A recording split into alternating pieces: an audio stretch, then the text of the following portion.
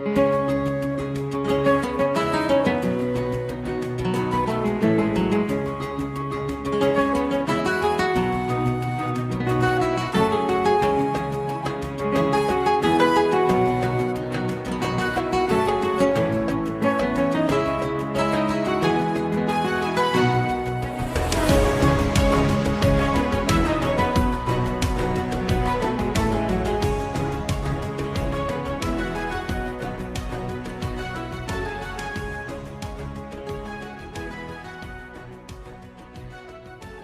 and welcome to today's A Slice of Medieval.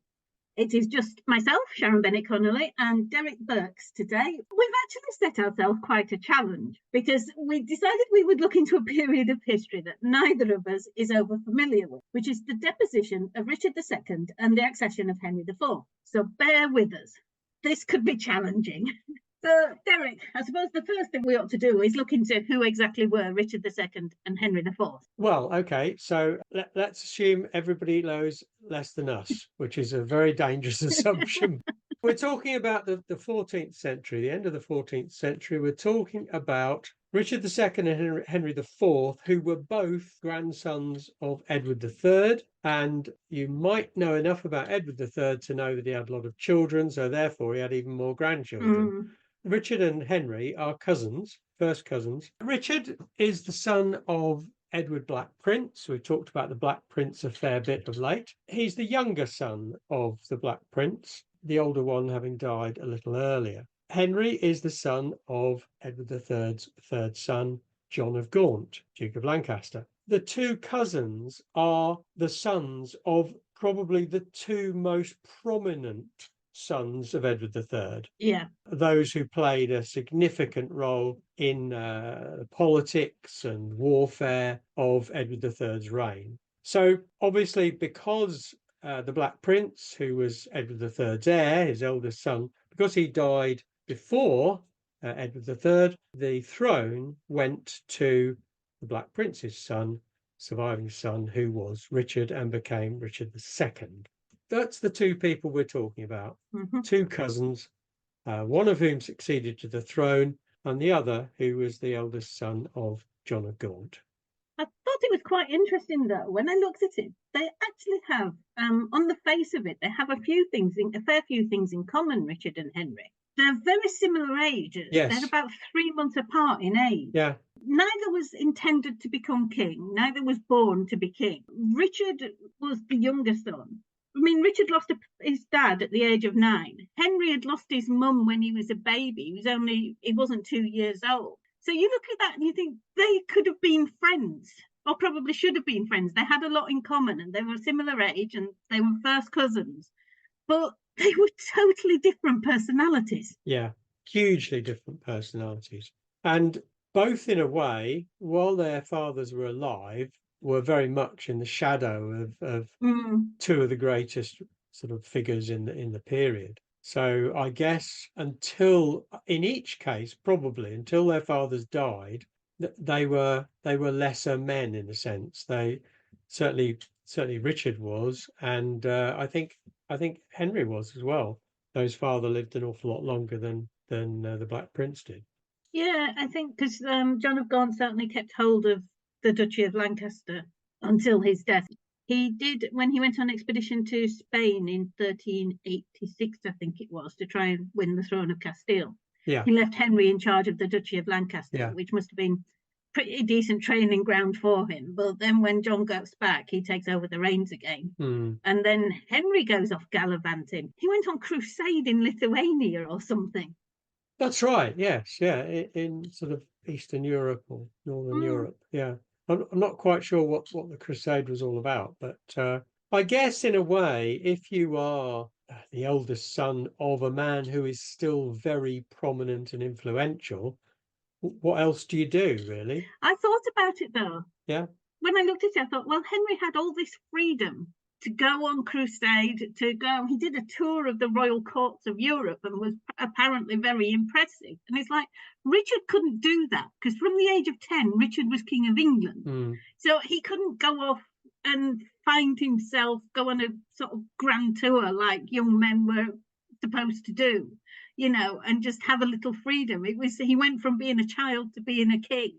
Yeah. And restrained by kingship, even though it meant he had total authority, it was still a restraining institution. Yeah, and of course he didn't have total authority whilst he was still a child. So there was that whole minority situation that he inherited, in a sense. He wasn't really fully expressing the powers of a king until much later than that. So Richard's legacy, in a sense, Richard's whole sort of image in history, it's very much shaped by Shakespeare, like a number of other historical figures that we won't mention. And I think in this case, though, I think Shakespeare was not too far adrift in his play Richard II. I think, it's probably one of the more historically accurate, as far as we can judge, plays, both in terms of the events, but also in terms of the nature of Richard and Henry. Yeah. Quite interesting from that point of view. Richard has had a bad press, hasn't he? Yeah. I was reading an essay on Henry IV, I think it was, by Christopher Gibbon Wilson.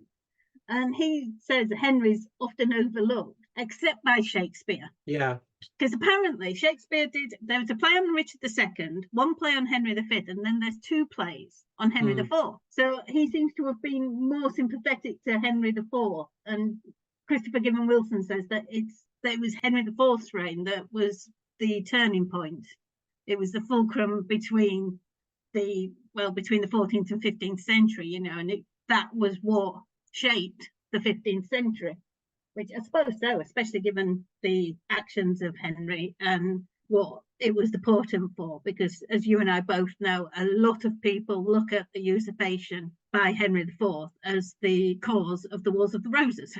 Yeah, obviously it predates Shakespeare, and this is the thing that often annoys me about people saying, well, it's all Shakespeare's fault, that the modern image of any particular medieval personage.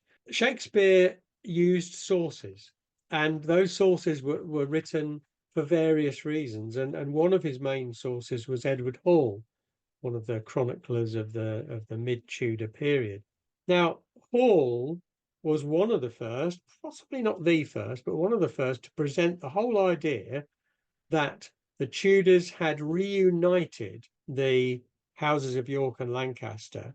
And it was Hall, amongst others, who suggested in the middle of the Tudor period that the problem goes back to the usurpation of Henry IV, that it was that moment in 1399 when Richard II was deposed, that's when the seeds of the Wars of the Roses were sown. It's how not just Hall, but many people in the Tudor period and many educated people would have regarded the immediate history of the country. So it's not Hall saying something that was unusual.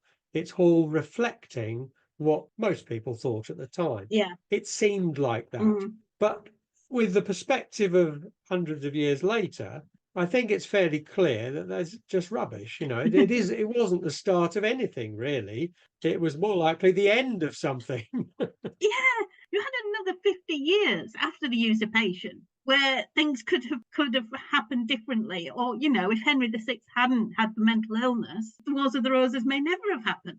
Yeah, I think if you take the view that any sort of diversion of the line of succession was going to cause problems 100 years later, that's a very odd view to take, because the English line of succession was diverted quite a number of times over the years. Didn't necessarily mean you were going to have something like the Wars of the Roses happen as a result of it. Stuff happens, basically.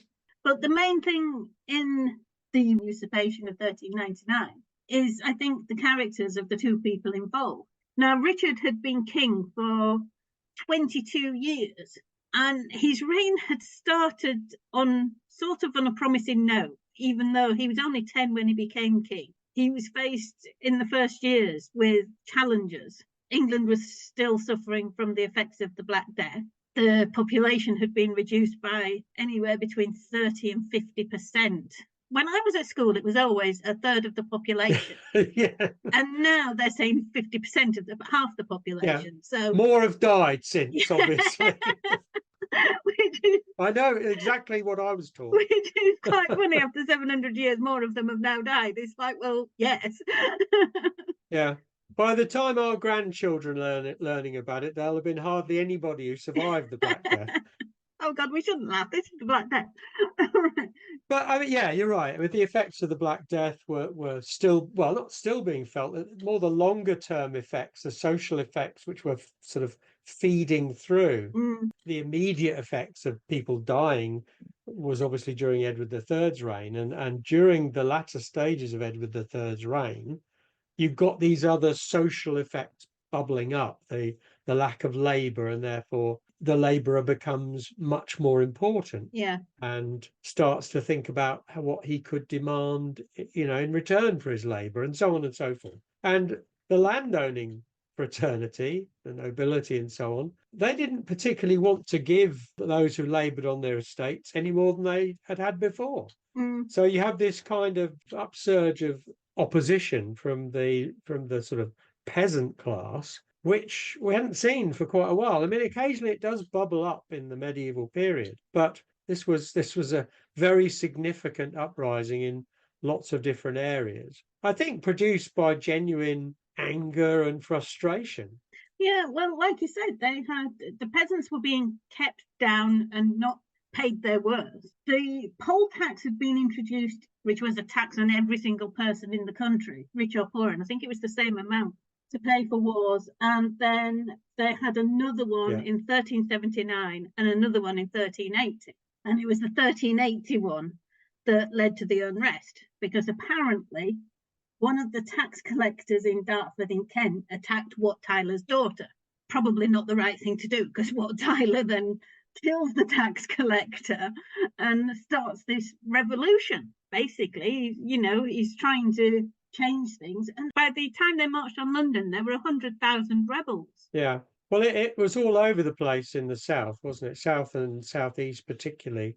But elsewhere, I think, as well, the poll tax seemed particularly unfair to people who already felt they were being downtrodden and poorly treated. And of course, it was partly to pay for the 100 Years' War, because the 100 Years' War was not going very well at that point. People, I suppose, were brought up on the successes of Crécy and Poitiers and so on in the 1340s, great victories over the French. And in the last couple of decades, that just hadn't been happening. The war was sort of a bit more staccato, I suppose, by then. Stagnating as well, I think, that nobody was really getting anywhere. And the fact that somebody was taxing you to pay for that seemed really, really unfair. Yeah, and especially when, 50% of the population are dead, so they don't have to pay. So the burden of tax is going on a smaller amount of people who are working all the hours to get the fields harvested or sown, who are, and they're not being paid an awful lot. They're doing the work of three men, but only being paid for the work of one man. And then they're expected to give what they have earned to pay for a foreign war, basically. I mean, you'd had Edward I had faced opposition from his barons who didn't want to fight in Gascony because it wasn't England and there was no reason. They didn't see a reason for winning back the king's lands. They weren't going to benefit. And it would be the same with this as well, with the 100 Years' War. What benefit did they have of putting Richard II on the French throne? So, it did not affect their lives whatsoever, except in the burden of taxation. The peasants' revolt, I mean, it is an episode in itself, and I suppose we will have to cover it one day. But what it did do was show Richard in a good light. He mainly in a good light. He was 14 years old, and he rode out and faced the rebels at Smithfield. And he'd already faced them once. I think, was it at Blackheath he faced them first or something? And then he had another meeting with them at Smithfield, where Wat Tyler apparently became a bit too presumptuous, raising his hand to the king and getting a bit too close, and ended up getting cut down by the Lord Mayor of London. But Richard had shown his personal courage because he'd faced these thousands of rebels, placed himself at their head, because it did become a very tense situation and it looked like it was going to be battle, and Richard calmed the situation by placing himself at the head of the rebels and in the way of his own men. They couldn't attack the rebels because the king was in the front of the rebels. So he calmed the situation. You've got this moment where this young man is showing great promise. If he can be the king who can lead the entire country, rebels and, rebels, peasants, barons alike, and appease everybody. It must have been, oh wow, we've got this great young king who's going to be magnificent. Yeah, I mean, by all accounts, he was a good-looking lad as well, and he would have looked impressive even as as a teenager. But I think that the darker side of that whole business is that, having agreed to the peasants' demands and so on, he later then reneged on all of that. But also, I think it shaped how he saw his kingship. And I think his bravery, whilst it was undoubtedly brave, very brave, is rooted in his absolute confidence in the fact that he is king and kind of untouchable, kind of above all others, not just the peasants, but the nobility as well. Like, I get the impression that that bravery arose out of his certainty that he was the man, he was the guy in charge, anointed by God, and therefore they needed to listen to him, and he used, admittedly, a bit of charm to get them to listen, perhaps. And when we look later on at what happens, I think you can see the origins of his attitudes perhaps defined quite clearly in that episode of the Peasants' Revolt. And where the common man would see him as the champion, he looks at the common man as a rebel who doesn't actually respect the majesty of kingship. Yeah. Because wasn't it Richard II who first was referred to as Your Majesty? I think so, yes. Or even High Majesty. I mean, there was change in the air during Richard II's reign. I think this is something most people probably aren't aware of at all, that he kind of elevated the status of the monarch to something completely different from what it had been even in Edward III's reign. Edward III, he wasn't exactly one of the lads, but Edward III had been put on the throne by some of the nobles. So he was kind of their king. Yeah. Richard II wasn't the nobles' king at all. He wasn't anybody's king, and I suppose you could admire him for that, but it meant he was out of touch with the very people who kept him, if you like, in power. Yeah. I wonder if it's also because he wasn't a warlike king. I mean, there were a few campaigns in his kingship, but he didn't have anything like Edward III had Cressy and the Black Prince had Poitiers. He didn't have that bit where he and everybody else faced death at the same time, and it was only because of English grit that they achieved victory. Didn't have that link with the soldier and the common man that his grandfather had and that Henry V would have. Yeah. And I think we forget that because we don't have that attitude to war that they had back then, the chivalric attitude, the war is glory. Yeah, I'm not sure that the king has to be a kind of war leader. His uncle, John of Gaunt, Henry IV's father, was the leading noble during his minority. There was no regent set up when Richard II came to the throne. The idea originally was that control of the government would be assumed by Parliament, but increasingly and invariably, I would have thought, seeing as John of Gaunt was the eldest surviving son of Edward III, the responsibility fell to him.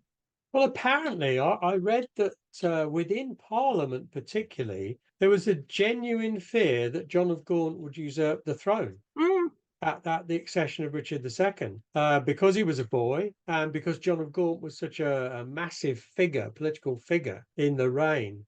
Yeah, and he had so much resources behind him with the Duchy of Lancaster. Yeah. He was the most powerful man in the kingdom after the king. Yeah, but he was kind of excluded from the immediate years of Richard's reign. He didn't have a great deal of influence. It was his brother, Thomas of Duke of Gloucester. I think he was Buckingham at that point, but he was later Duke of Gloucester, who seemed to be the leading advisor. Of course, these are both uncles of Richard II, surviving sons of Edward III. But it seems to me that those first years were rather kind of wayward, and there wasn't really any great control. And Richard, he wasn't an adult, he wasn't able to exert his own control. Yeah, the government was led by Richard's uncle. But Richard, usually during a minority, you just hear, the king's being at his lessons and, being schooled. But Richard did have a lot of influence and increasing power as he grew into his teens. So he had his favourites, like Robert de Vere, the Earl of Oxford, and Michael de la Pole.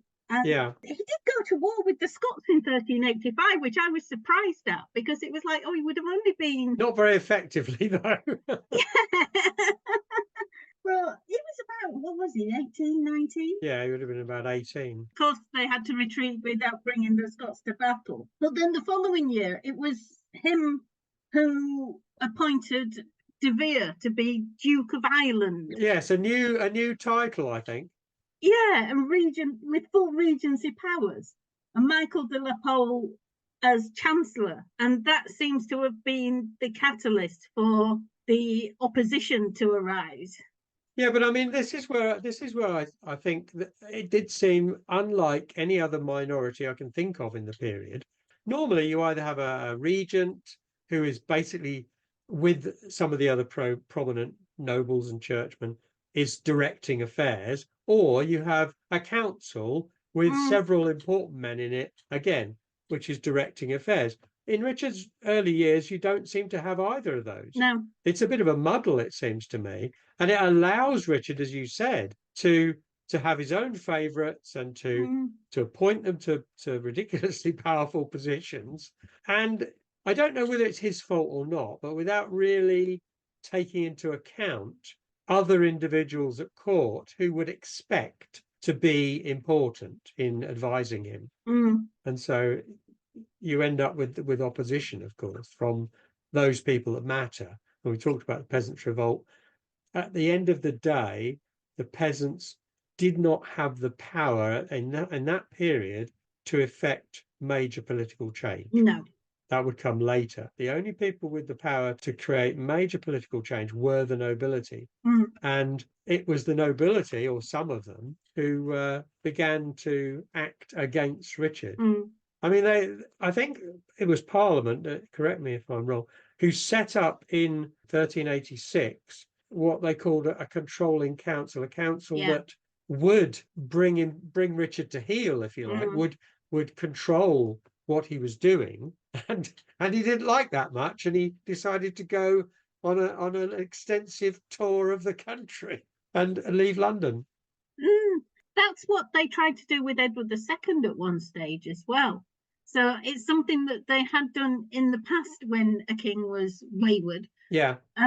So it seems to be, that's what we can do. We don't have a great many powers. They did it also with Henry III, famously, Simon de Montfort. Yes. That's actually what he was doing. Yeah.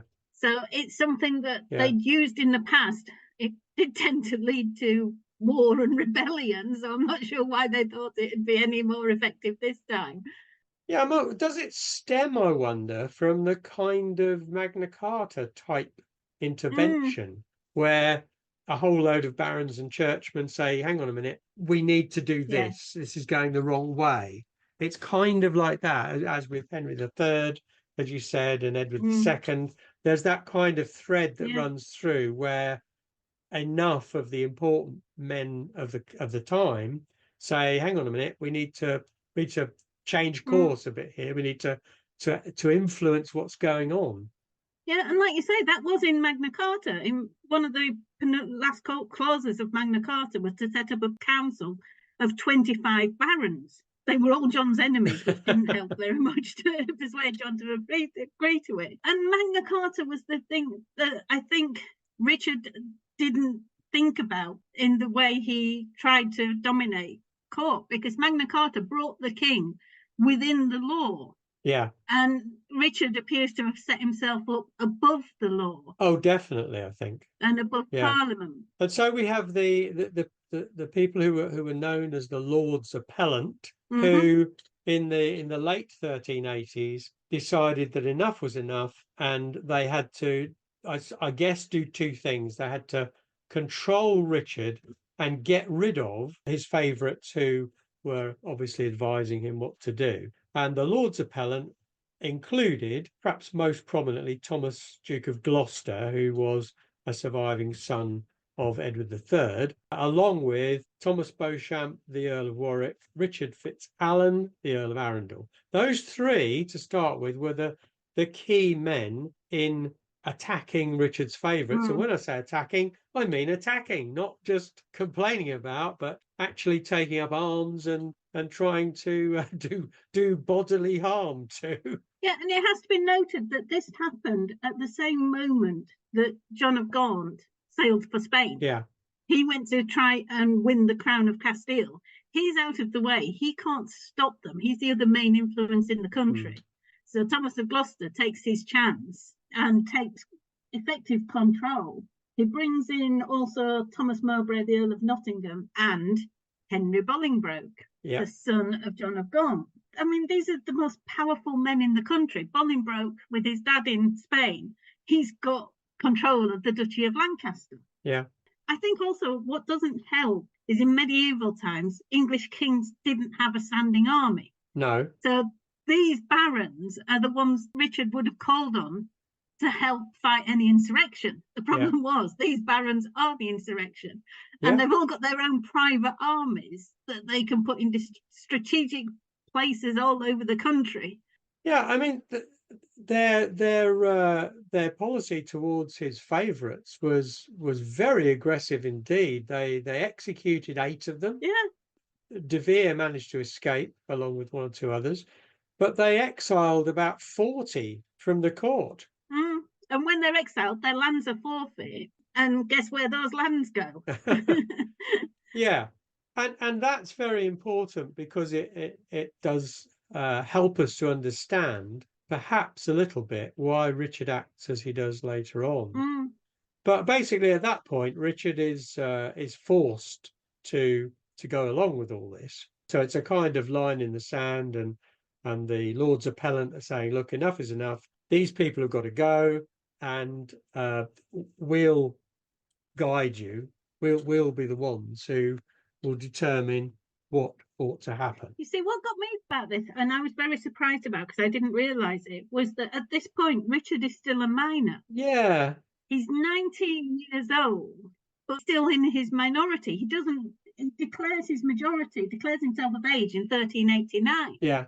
So this has all happened when he's technically still a minor. Yes. Yeah. I mean, it's odd, isn't it? Because when you look, particularly in the later Middle Ages, at some of the people there, like, I mean, Henry VI comes of age before that age, and Edward IV. Well, Edward IV is fighting battles at the age of 18. Yeah. On his own behalf, So it does seem a bit odd in a way, but I guess the people, the sort of princes and children of kings and so on, there was a variation as to at what point they came of age. Yeah, I mean, Henry III was about 25 when he finally took full powers. For a little while, he didn't want to actually, rule. He was happy being king, but happy with somebody else doing the governing. Yeah. Whereas you have Edward III, who had 3 years where his mum was effective regent of England, but then he decided once he'd got a son of his own, he took the matter into his own hands and took control of the government. And he was only 17 or 18 at the time. So you do wonder why. Yeah. If you look at it from the point of view of the Lords Appellant and others like them, Richard II's reign was straying from what they were used to in the way in the relationships he had with his leading nobles, and in what was generally going on. It wasn't a very successful reign from the perspective of the barons. And I think I can understand why they said to themselves, well, look, he's listening to the wrong people, basically. So let's sort of have a reset. Let's go back to what it should be like, and we'll advise him. And I guess if you're a nobleman wanting to advise the king, you want it to go on for as long as possible. Yeah. So the fact that he happens to be 19, 20, 21, 25 is irrelevant from your point of view. You just want to carry on controlling what he does. But of course, Richard isn't prepared to go along with that for very long. Which is understandable on Richard's part. Yeah. He's king. They've been telling him for 10 years that he is king. He has the responsibility. It's his decisions. They've been trying to tell him that he has to temper those decisions. But at the end of the day, the book stops with him. Yeah. But there's then that kind of limbo period where in the early 1390s, where it appears that it's all sort of, they've all made up and everything's okay. And Henry Bolingbroke is promoted. He's made Duke of Hereford. Was it Earl of Hereford? Earl of Hereford. Earl of Hereford. And Thomas Mowbray, who was the Earl of Nottingham. I think he's made Duke of Norfolk, if I remember rightly. Yes. At that point. So some of the Lords Appellant do pretty well out of it, and others as well, not just them. But Richard does shower a lot of titles and so on people at times. But you're also wondering if, benefiting Mowbray and Bolingbroke is actually driving a wedge between the Lords Appellant. Yeah. And it's dividing them, praising some, getting them back on side. It's weakening the actual opposition. Yeah. So that eventually Richard feels strong enough to act against them. I don't think he was a stupid man. So he's taking his time and dividing in order to conquer. Absolutely. Yeah. I think and during that period of the 1390s, he's really developing a new style of kingship. And he's acquiring soldiers wearing his own livery, which again is very, as we said before, it's previously really only the nobles who have extensive forces, but he's actually building up an army of his own, which is very, very unusual and quite worrying if you're a member of the nobility. He's also, it seems, much influenced by ideas that stressed that all power devolved from the king. And in fact, he said this at some point, that he wasn't subject to Parliament. Parliament had no control over him at all. Well, of course, all of that goes against, as we said earlier, the ideas of Magna Carta and things which followed that the king was within the law and could act within the law. But in Richard's case, he's saying, no, I'm above all of that. The only power above me is God. Yeah. And that was a big change for the men in power at the time. And it's funny, that divine right of kings doesn't actually come into prominence again until the 17th century with Charles I. It's a very innovative idea of kingship. Well, I read somewhere that he was inspired by the ideas of a 13th century writer called Giles of Rome, who basically declared that idea or crystallized that idea that all power devolved from the king, and that not only that, but obedience to the king, therefore, was an important part of that whole style of kingship. Well, it was, but feudalism worked both ways, didn't it? And this was still a feudal society. So, yes, power devolved from the king, passed to the barons, to the knights, to the lowly peasant at the bottom of the ladder. But it also went up. They all had responsibility to the king. But in the oath that they took to the king had a responsibility to them to protect them and to protect their lands. Yeah, but it didn't say how much influence they had over how he was going to protect them. And it was still consistent with that in Richard's eyes, because in his eyes, he was the man in control. He would look after his subjects, but they needed to give him absolute obedience and not argue with him about things. And I think, perhaps we'll come to this later, but it's more to do with his personality than anything else. Personality and mental state, which we can have a look at in a minute. But of course, what happens in 1398 is that Richard gets his revenge on the Lords Appellant. And obviously, as you said earlier, I think he's been biding his time and getting himself in a position where he felt strong enough to take on these very powerful magnates. Yes. And boy, does he strike hard when he strikes. Gloucester is imprisoned and murdered. I think, what's the phrase that's used? Died whilst confined, or died whilst in police custody. Anyway, he was very likely done away with. Yeah, he was arrested, shipped off to Calais. That's right. And probably most likely murdered, died in his sleep. Yeah. Probably under his pillow, laying under his pillow instead of on top of it.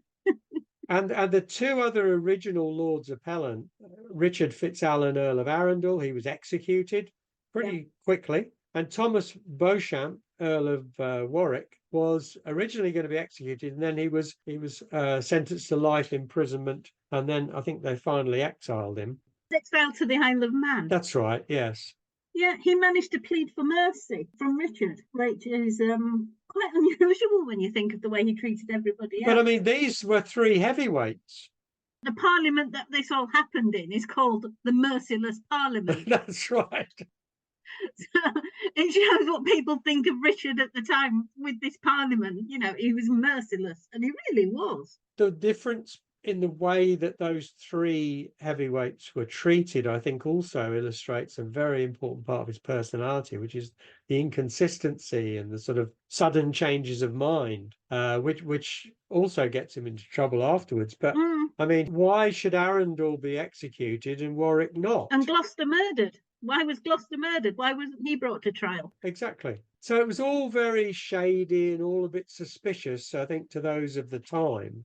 And of course, the two younger Lords Appellant, those who joined later on, Bolingbroke and Mowbray, they remained for a little time in Richard's favour.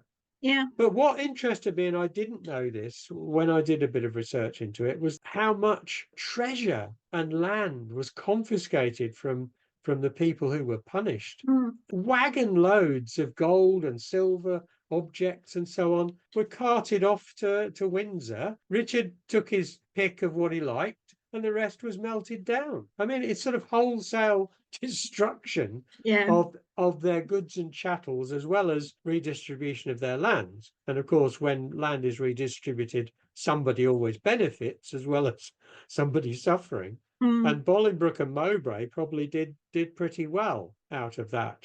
Yes. Now, what we haven't talked about is Anne of Bohemia. A lot of people seem to think that Anne of Bohemia, his first wife, she died in 1394, just before Richard acted against the Lords Appellant. And from what I've been reading, a lot of people seem to think that Anne was a tempering influence on Richard. And whether or not it was in the grief of losing Anne, I mean, she died of the plague in 1394, and he razed the Palace of Sheen to the ground because it was where she died. So he was very affected by her death, grieved quite considerably. But you do wonder how much influence she had on him to say, no, Richard, don't. You know, you don't want to do that. Calm down, bide your time. Yeah, it's difficult to say now, isn't it? But of course, the other aspect of that, and something which proves critically important later, is he didn't have any children. No. And so the marriage in that sense was a failure because there was no heir. Yeah. And he married again later on, didn't he?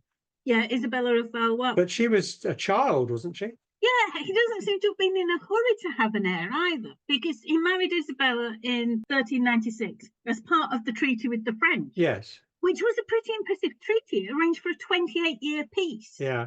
Sealed with the marriage of Richard to the daughter of the French king. Unfortunately, she was only 8 years old. Yeah. So he wasn't expecting to have an heir anytime soon, which doesn't exactly promise stability for England. No, I think people would have thought that as well, wouldn't they? The prominent people would have thought, hang on a minute, this is stupid. There's no future there. And given Richard's problems with his barons, I think they would have regarded that as a mistake, certainly, at the very least. Well, they'd have been thinking, right, she can't get pregnant for another 8 years, 7 or 8 years. Yeah. He's already approaching 30. I think that was the year he turned 30. Yeah. He's 30. Can't have a child for another 7 or 8 years. So that child won't reach adulthood for 28 years. Yeah. From from that moment, which means there will be a minority if he ever does have an heir. Yeah. You're going to be looking at a minority again. Yeah. And we've talked about this occasionally before with William Rufus and others, that for some kings, like Henry I, it's the most important thing on the planet that he has an heir. Yeah. And for some kings, like Richard II, it doesn't seem to have been that important. And yet, given his style of kingship, I find that quite hard to understand. Yeah, me too. you'd think he'd want to preserve it all. Yeah, with William Rufus, you sort of could see it because he did have an older brother and a younger brother. So there Yeah. was somebody to take, even though he didn't like either of them, and frequently at war with both of them. It wasn't Yeah. as big a succession crisis because there were other adult males there who could take on the reins. Yeah. With Henry I, once his son had died, there was no obvious adult male No. to advance as his successor. Yeah. Yeah. And with Richard, he didn't have a younger brother who he could have, be thinking, well, it doesn't matter if I die before I have a child, I've got my younger brother to take over. There was the grandsons of Lionel of Antwerp. Yeah, I mean, the heir presumptive at the time was Edmund Mortimer, who was Earl of March, as you say, descended from Edward III's second son, Lionel, Duke of Clarence. And this is where the whole discussion about the causes of the Wars of the Roses comes in, because in terms of straight seniority of lineage, Edmund Mortimer was the sort of the heir presumptive. Yeah, and he was a grown man, and Richard must have felt secure in the fact that this grown man, who was actually a soldier as well, because he was fighting in Ireland at that moment, he would have been a capable ruler if Richard had died. And not someone who was at odds with Richard particularly either. No. He was kind of on side, but maybe Richard also thought, well, God has put me here to do this job, and God will ensure that I am successful. Yeah. So maybe he left that in God's hands, the heir and so on, and thought, well, whatever is will be, sort of thing. Yeah. But yeah, very, very strange in a way. As we know from later history, there was no shortage of people with a claim to the throne. No, that's the problem when you have Edward III having so many sons. Yeah, there were probably about 30 people with a fairly good claim to the throne. The difference, of course, is that Henry Bolingbroke supposedly had an inferior claim to the throne, but he was the son of the Duke of Lancaster, who had, like I said earlier, was probably the most powerful man in the kingdom after the king. And he was technically on Richard's side at the Merciless Parliament. Yes. He'd reconciled with Richard for a time in 1396, and all seemed to be going well. But then something happened in 1398, didn't it? This whole episode is very strange. And I mean, it's where Shakespeare's play starts, really, is a dispute that arises between Henry Bolingbroke and his sort of erstwhile ally, Thomas Mowbray, both of whom are a part of Richard's government at that point. But they fall out, and it's because, if I remember rightly, Henry tells Richard something that Thomas has confided in him, and it becomes then an issue of whether Henry has been telling the truth, or whether Mowbray has revealed something he shouldn't have revealed, so to speak. Yeah. And it becomes a question of honour almost between the two men, and it all gets very, very angry, and they want to fight a duel, basically. And at first Richard says, okay, then you can settle it by force of arms. But then at the last minute, he says, oh, hang on a minute. No, let's not do that. You're both exiled. Yeah.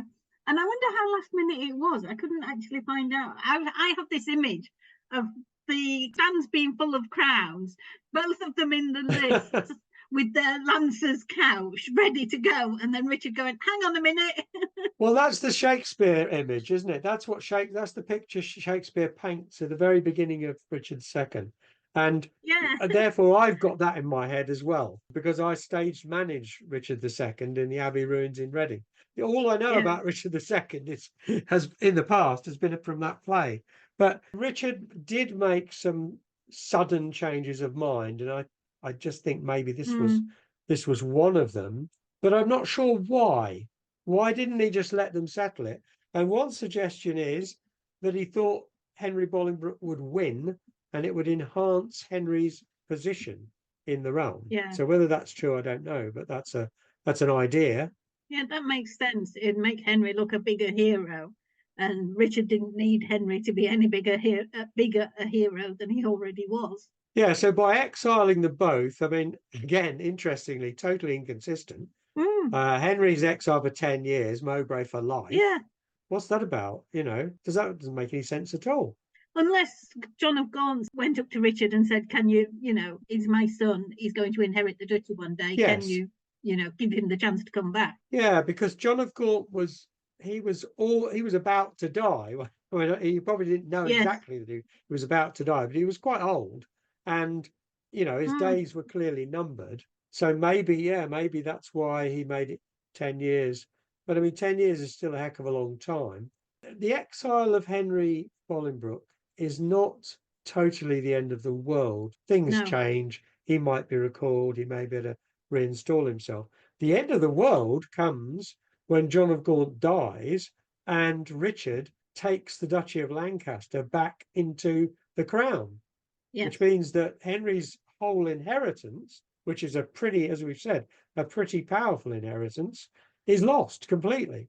And if you're Henry, you can say to yourself, well, I'll try and position myself in exile to get back in the king's good books, to get back in the country. But the removal of his inheritance is a whole different thing. The inheritance wasn't just, it was called the Duchy of Lancaster, but it was the earldoms of Lancaster, Leicester, Derby, Lincoln, I think.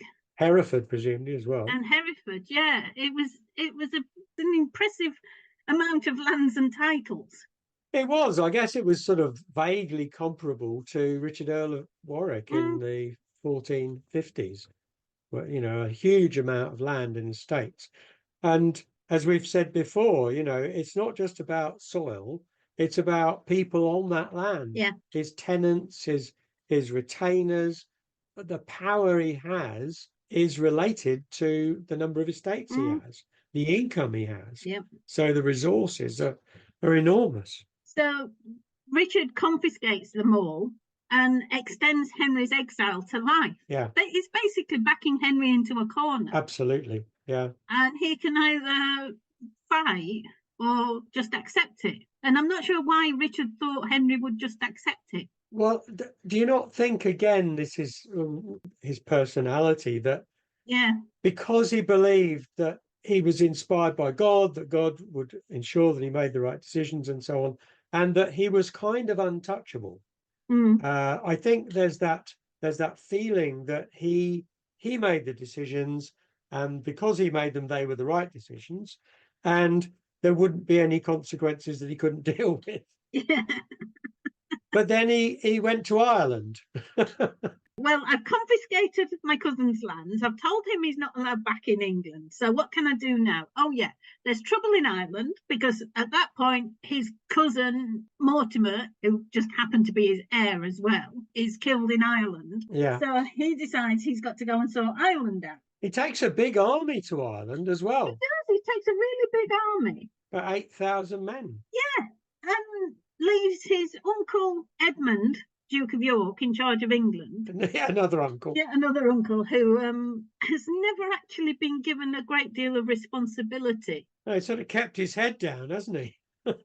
Yeah, he wasn't the most capable of men. When you look at his history, it's like he's never been given command of armies and things, and yet suddenly he's left in charge of England and makes a bit of a hash of it. 4th of July, Richard's campaigning in Ireland, and Henry lands at Ravenspur in what is now East Yorkshire, used to be Humberside. But he lands with 300 men, claiming he just wanted to get his inheritance. Now, interestingly, when Richard went to Ireland, he took most of his nobles with him, leaving Edmund, Duke of York, in charge of England, but also leaving Henry Percy and Ralph Neville, the Earls of Northumberland and Westmoreland, respectively, in the north. And funnily enough, when Henry lands, within no time at all, Neville and Percy are with Henry. So there's this thought that Henry's actually been communicating with England for quite a while and finding out who his friends are and who's likely to help him and who's not likely to help him. In Shakespeare's play, it's certainly presented as a kind of plot in which Ralph Neville and Henry Percy are deeply involved. But I don't know what the evidence is for much prior communication at all. people who've heard us talk about the Wars of the Roses will know that there was massive rivalry between the Neville and Percy family in the 15th century. In the 14th century, it wasn't quite the same. They had shared responsibilities as they do later on, but there wasn't, I don't think, such a long-standing hatred between them and rivalry. Now, there were a couple of marriages between them as well, I think. Yes. So we have Ralph Neville and Henry Percy being allies of Henry Bolingbroke as he moves south from Ravenspur. And what are their motivations? Well, I guess their motivation is to increase their power and authority, because that is generally the motivation of nobles. Exactly. I mean, it's a gamble, isn't it? Because Henry's only got 300 men and they don't know how the rest of the country are going to take it. But if they've gambled right and Henry is the one who wins, then he's going to owe them. Yes. Yeah, that doesn't exactly end that well, but that's another story. Well, but the guy who's left in charge, as you said earlier, is Edmund, Duke of York, Edmund of Langley. And so he could have stood in Henry's way if he chose to, but he didn't. I mean, he may have tried to raise an army and discovered that he couldn't because Richard had taken most of them to Ireland. Yeah. And Henry, as he moved south, was attracting more and more supporters. Yeah. Edmund, like I said, he wasn't considered the most gifted of Edward III's children, even before this point. No. But do we need to ask ourselves the question why Henry Bolingbroke did get more support as he moved south? What was the attraction, or what was the reason why? And he clearly did get fairly substantial support. Yes. Because he was pretty confident when he finally actually met Richard that he was going to be in charge. And as far as we know, when he first landed, he swore that he was coming to claim his inheritance. And he was still swearing that as he travelled down south and gathered his army. He was still saying, I've come to claim my inheritance. But he clearly wasn't. No. I mean, these things always look more clear-cut in hindsight, don't they? I mean, at the time, let's say your average knight, or even sort of one of the lesser nobles who's sitting there in his path, is thinking, well, why would I oppose this guy if he has just coming to claim his inheritance? If he's not just coming to claim his inheritance, if he's trying to take the throne, also, why would I oppose this guy? Because it's just me and my few retainers. There's nobody calling me to arms. Like, as you said, Edmund, Duke of York, isn't apparently calling people to arms to defend the kingdom against Henry. So maybe at the time, it's pretty muddled for most people. They're not entirely sure what they would be opposing. Are they just opposing Henry Bolingbroke trying to get the Duchy of Lancaster, or would they be opposing Henry trying to become king? It's all very, very vague at the time, I suspect. Yeah, and it's like, I mean, it's in Henry's interest as well not to say that he's here to claim the throne. Yeah. Overthrowing a king was not something everybody wanted to do. No, not at all. No. The thing is, though, do you think Henry intended all along to take the crown from the moment he arrived, or even before he arrived, or do you think he changed his mind? Well, that's the question, isn't it? It's like the Richard III question. When did he decide he was going to be king? When did Henry IV decide he was going to be king? Even until Richard was deposed, he was still telling Parliament that he was there for his inheritance, because he wasn't Richard II's heir. No, exactly. No, he wasn't the person. He wasn't, even after Edmund Mortimer died, he wasn't the heir. Edmund Mortimer had two sons who were Richard's heirs. Yeah. So he couldn't claim that he was coming to replace Richard, because technically he couldn't actually guarantee that he would be the one to replace Richard. Yeah. It was in his favour because he was a grown man and the two boys were, 8 and 6 years old or something like that. They were children. Yeah. But my own personal view, which may or may not be the case, is that I think he intended to take the throne all along, simply because he could not see any way that he would get the Duchy of Lancaster back and keep it and have any sort of relationship with the king if Richard was still the king. I think he'd already decided that. If someone exiles you for life and takes your entire inheritance, that's the end. You go for the jugular. And although he said he was only going for the Duchy of Lancaster, I think he intended all along. And he must have known Richard was in Ireland. Something like that would have been known. Yeah, he must have known, because the timing was perfect. Richard was away in Ireland. And then what happens is Richard gets news about the invasion. God knows why he does it, but he heads back to England, landing in Wales, but he splits his army. He sends 4,000 to land in North Wales and 4,000 to land in South Wales. You've got this massive army that would have been able to put on a good show against Henry, but you split it up. Do you not think he was just so confident that nothing could remove him, could shake him, that he thought, it doesn't really matter, I'll just turn up. I'll just turn up and it'll be fine. Yeah, but what happens when he gets to Wales is the news is dire. Everybody's following Henry. His army's fading away with desertions every day. He manages to meet the other half of his army, which is led by Salisbury. The problem is Salisbury's heard that Richard's dead and disbanded his army. Rumour. Well, this is the thing, of course, at the time that we often forget is communication was not very good and not very swift. So sometimes rumours became truth and then became rumours again. So you wonder at what point Richard suddenly realised, actually, maybe God isn't on my side. Yeah, I mean, that's more of a conundrum, I think. Once Henry had decided that he had to take the throne, all sorts of issues then arose, because if he just deposed the king, then somebody else was, as we've said, the heir, not him. So he had to justify why he should be given the throne. Yes. And he had to get Richard to abdicate, because if Richard was just deposed and was still alive, then he could come back again. And there could be a plot to get him back, put him on the throne again, and he would still be king, because he hadn't abdicated his authority. If you get him to abdicate, then he has made that, in theory, made that decision.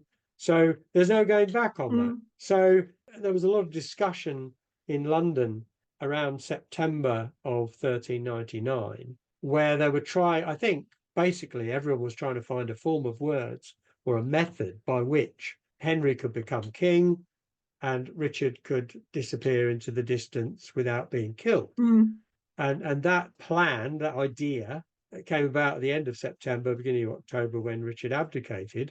What did Richard think about that? Yeah, well, one report was that he abdicated cheerfully. Yeah. And it's like, yeah, of course he did. I mean, he didn't have any children, so there was no abdicate or your children have a bad life. There wasn't a lot of leverage that Henry IV had to persuade Richard to abdicate, beyond promising to let him live. Yeah, and clearly he was given the assurance that he would be allowed to live. In these sort of circumstances, it's not just Richard that needs that. I think it's those who are taking part in the whole process need to justify to themselves that they have ensured that this particular injured party is not going to be killed. Yes. But having said all that, clearly he was an unpopular king. Otherwise, it's quite plain, people would have fought for him. Yeah, he was an unpopular king, but he was still king. Yeah. Richard believed he was anointed by God, and so did everybody else.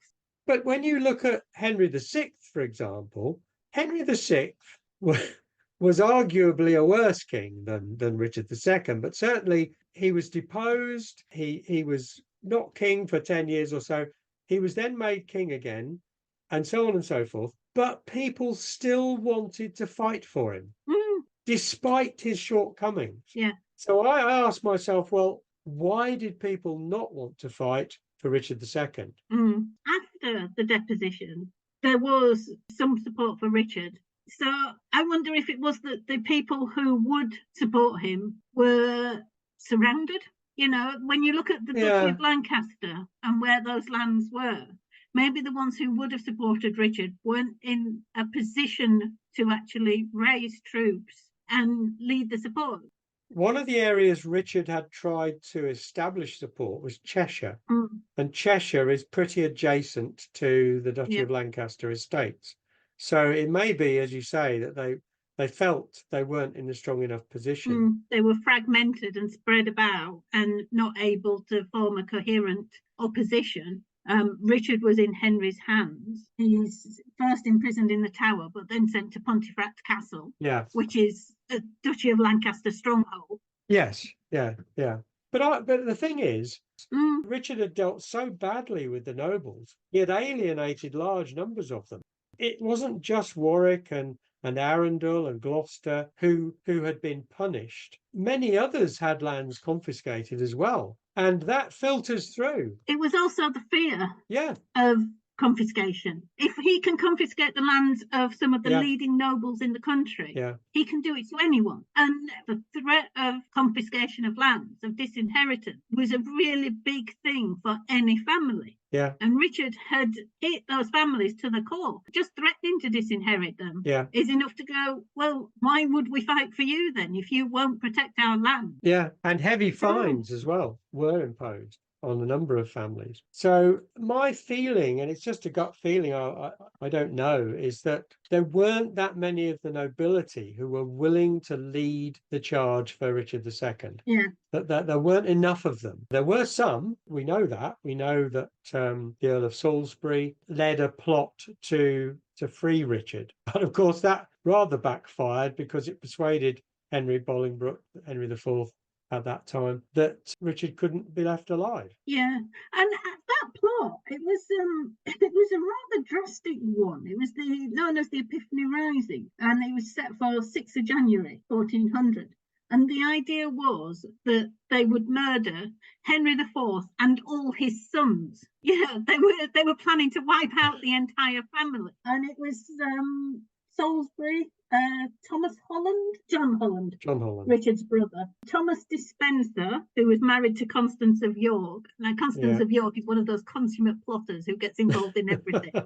And her brother Edward of Norwich, who would be Duke of York. Well, they were the children of Edmund of Langley, weren't they? They were the children of Edmund of Langley. And either Constance or Edward, most likely Edward, was the one who told Henry IV of the plot, because Edward's the only one out of all the men involved in the plot who didn't get executed. Yeah. So it seems likely that he's the one who told of the plot. And so Henry survives this plot. Nobody gets killed except the conspirators. But it's like, this is what's going to keep happening if you keep Richard alive. Yes, exactly. Yeah. So Richard was probably done away with.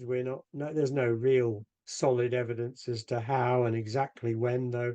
I've seen a date given of the 14th of February. I think he was definitely dead by the 14th of February. Yeah, his body was brought to Westminster, wasn't it? King's Langley. He was buried in King's Langley. Yeah, that's right. And it was later moved to Westminster by Henry V.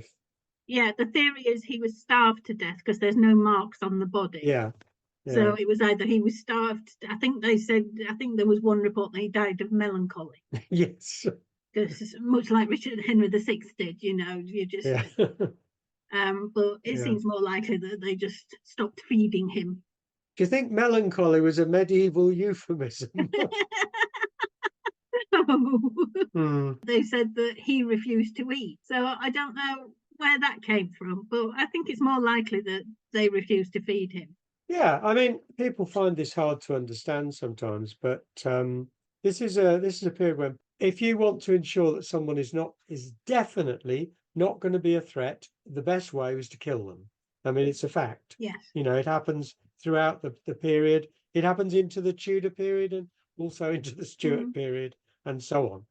Although, interestingly, it doesn't stop people claiming to be the dead person. No. Because there was Richard II imposter who was entertained at the court of the king in Scotland. Yeah, he turned up in Scotland. So it didn't actually. But in this case, so Richard's body had been exhibited and all the rest of it. Yeah. And it was so soon after he'd been in the public eye that I can't imagine, bishops and earls looking at this body and thinking, oh yeah, that's not Richard at all. Okay, well, let's tackle the difficult topic of Richard's personality, because that's been a subject of controversy ever since he died, really. He was not a very martial King Richard. He wanted literacy, culture flourished in his reign, he invented the handkerchief. Did he? Yes. I'm so pleased he did something useful. Apparently he invented the handkerchief, and as we've said already, he was the first king to be addressed as Majesty. Well, that's more a reflection of his need to be admired and worshipped, really, isn't it? Yeah. His status was important, and his looks were important to him as well. When you look at it on the strength of his personality, it's not a surprise he was dethroned. No, I mean, what's interesting is that in the 19th and early 20th century, historians were talking about him being mad. I mean, obviously, mad is a term thrown around in previous centuries. It's not exactly a technical term. But the reason they said that, I think one of them was Bishop Stubbs, writing in the 19th century. And the reason they said he was mad was that he was acting unlike how previous kings had acted. So it was an aberration, if you like, and therefore he must be mad. In the 20th century, some historians have said, well, he was a schizophrenic. And that explains why sometimes he did these unusual things. It was like two people were in charge of the country. Again, that's not necessarily been accepted as a real thing. But there is this idea that what he did was so out of step with Edward III's reign, and I guess Henry IV and Henry V and so on, it must have been because he wasn't mentally stable or had a problem. Yeah, he was certainly an anomaly. And I think the fact that he doesn't seem terribly bothered about having an heir is also a bit of an anomaly, which adds to that. So, yeah, I mean, he's supposed to have been a deeply pious man. And again, we have this, I think we talked to David Gilman recently, and he talked about this dichotomy between the medieval man who was deeply pious and at the same time capable of brutal acts. Yes. Very brutal acts. And there is that kind of conflict which existed in people of the time, I think. It was a brutal time, yet they believed, their faith told them that doing pious things, religious acts, would save their soul, as it were. Yeah. So, yeah, I mean, we don't really have any evidence one way or the other, but I do think that he felt that pleasing God was more important than pleasing any of his subjects. So he was certainly not a pragmatist. I think we can eliminate that possibility, because a pragmatist like Edward III would have said, yeah, okay, this is the situation I'm in. I rely on these nobles to be in power. I need to keep at least some of them on side. Yeah, even Edward I made concessions to his nobles when he needed their help. Yeah. It's just Richard seems to have this idea of, I'm the king, I'm the one in power, it's what I say goes, and that's that. Yeah. There's no discussion. No. And you actually have to get on with your nobles, because they're the ones who administer your justice, who raise your armies. So you've got to, it's compromise all the way. You might be king, but you've still got to compromise. The word high-handed is frequently used to describe the way he acts. But what I recalled from when we talked about Edward Black Prince a while ago, and it seemed to me that he had learnt nothing from his father in that respect. It's difficult, isn't it, to get into the head of any of these medieval people, really. We say things sometimes with confidence, but we don't really know what was in their head. And in Richard's case, I think we know less than most others. Yeah.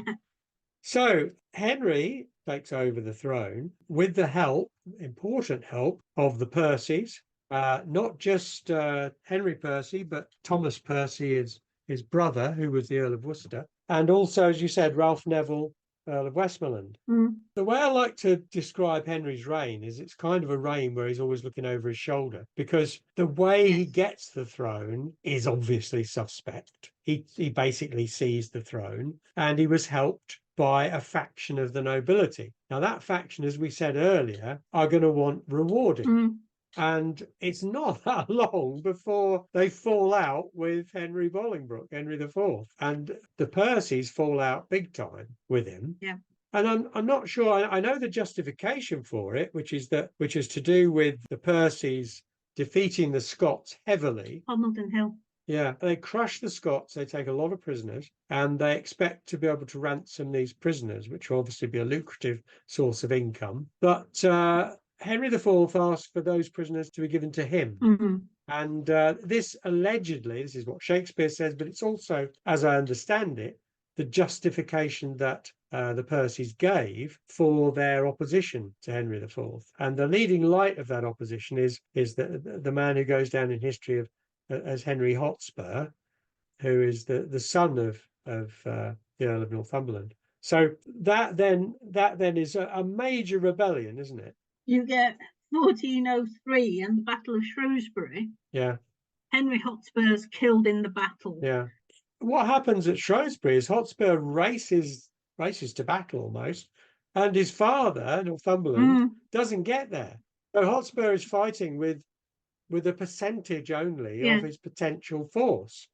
And it's still a close-run thing. It's a very close-run thing. And you wonder then if he'd waited for Northumberland, I think his uncle Thomas of Worcester was there, but Northumberland wasn't there with presumably a sizable Percy retinue. And the other thing, of course, is that their erstwhile ally, Ralph Neville, Earl of Westmoreland, has decided to stick with Henry IV. So maybe there's an origin there, part of the origin of the Neville-Percy split, that at Shrewsbury, the Nevilles are on Henry IV's side. And maybe the Nevilles decide to go on Henry IV's side because they just think, actually, we go with Henry and we get, pick up the spoils of war. Yeah, because at the time, the Nevilles were inferior in power to the Percys. Yeah. The Percys were the dominant family in the north by a long way. But Shrewsbury changes, Henry IV's reign changes that balance. And of course, Ralph Neville is Henry IV's brother-in-law. Yeah. There are further rebellions. There are further revolts. Yeah, it carries on till 1408, Bramham Moor, where the Percys are defeated and the Earl of Northumberland is executed. That's why I say looking over his shoulder, because he's been king for 8 years or 9 years, and he's been facing all these challenges. He only lives another 4 years or so, and most of that time he's ill. By the end, he's not really in control at all. He's so ill. No, he has problems with his eldest son, Yeah, Henry of Monmouth, who forms rebellions of his own certain times until he grows up a bit. He was badly wounded at Shrewsbury. That must have been a moment for Henry to see the eldest son and heir within a whisker of losing his own life.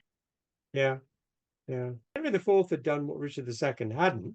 He had lots of sons. He had several sons. So the future was kind of assured one way or the other. Yes. So, he established a dynasty in the end. He did. He established the House of Lancaster. But it wasn't easy.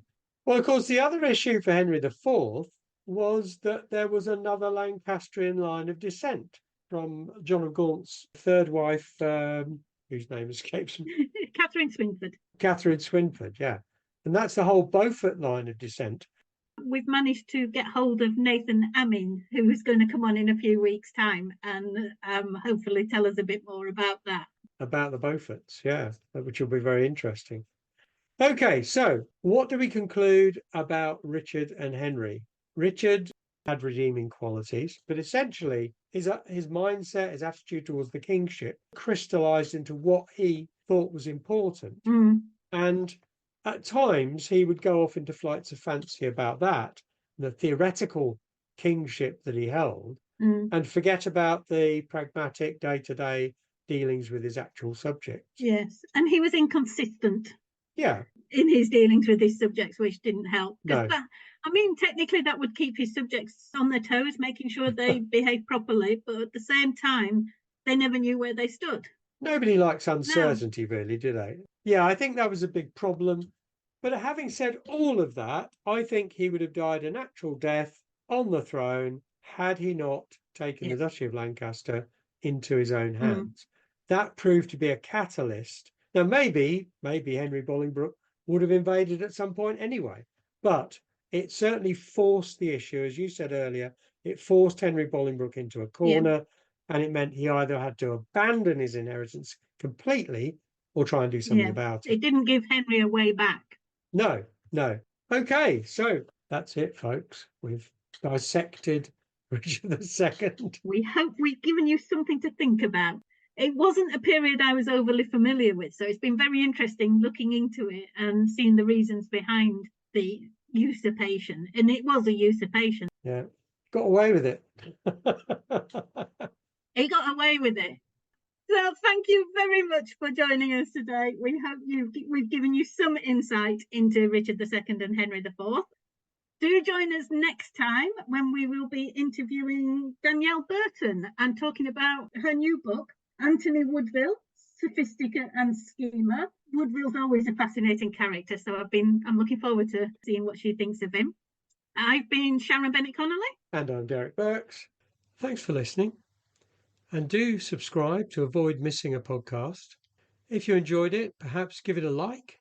We'd love to have a rating or a review from you. Join us next time.